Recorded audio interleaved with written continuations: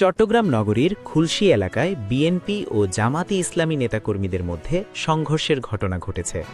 এতে জামাতের অন্তত ৭ জন কর্মী আহত হয়েছেন বলে জানা গেছে।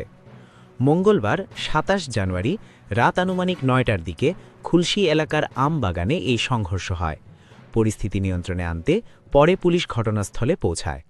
সংঘর্ষে আহত জামাত কর্মীরা হলেন এরশাদুল্লাহ, গোলাম মঞ্জুর মোরশেদ, বারাকাতুল্লাহ, মোহাম্মদ বাহার, জাসিম উদ্দিন, মহিবুল্লাহ ও মোহাম্মদ আরিফ।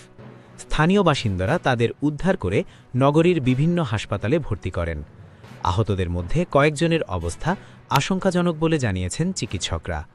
চট্টগ্রাম মহানগর পুলিশের উত্তর জোনের উপকমিশনার ডিসি আমিরুল ইসলাম জানান, সংঘর্ষে জড়িত উভয় পক্ষই তাদের নেতাকর্মীদের ওপর হামলার অভিযোগ করেছে। পুলিশ দ্রুত ঘটনাস্থলে গিয়ে পরিস্থিতি নিয়ন্ত্রণে আনে।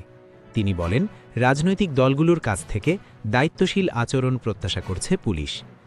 প্রত্যক্ষদর্শীদের ভাষ্যানুযায়ী জামাতে ইসলামী সমর্থিত চট্টগ্রাম ১০ আসনের দাড়িপাল্লা প্রতীকের প্রার্থী শামসুজ্জামান হেলালির নির্বাচনী গণসংযোগ চলাকালেই সংঘর্ষের সূত্রপাত হয়। এশার নামাজের পর আমবাগান এলাকায় গণসংযোগের সময় হঠাৎ একদল লোক দেশীয় অস্ত্র নিয়ে হামলা চালায়। এতে পুরো এলাকায় আতঙ্ক ছড়িয়ে পড়ে। অন্যদিকে বিএনপির পক্ষ থেকে অভিযোগ করা হয়েছে, সংঘর্ষের সময় জামাতের নেতাকর্মীরা তাদের কার্যালয়ে ভাঙচুর চালিয়েছে। জামাতের প্রার্থী শামসুজ্জামান হেলালি অভিযোগ করে বলেন, স্থানীয় বিএনপির কর্মীরা পরিকল্পিতভাবে তাদের শান্তিপূর্ণ নির্বাচনী কার্যক্রমে হামলা চালিয়েছে। তিনি দাবি করেন, হামলার সময় ৭টি মোবাইল ফোন, প্রচারণায় ব্যবহৃত ২টি হ্যান্ড মাইক এবং কিছু নগদ টাকা লুট করা হয়েছে। তার অভিযোগ, নির্বাচনকে সামনে রেখে বিরোধী প্রার্থীদের জনপ্রিয়তায় আতঙ্কিত হয়ে একটি মহল সহিংসতা ও ভয়ভীতি ছড়ানোর চেষ্টা করছে।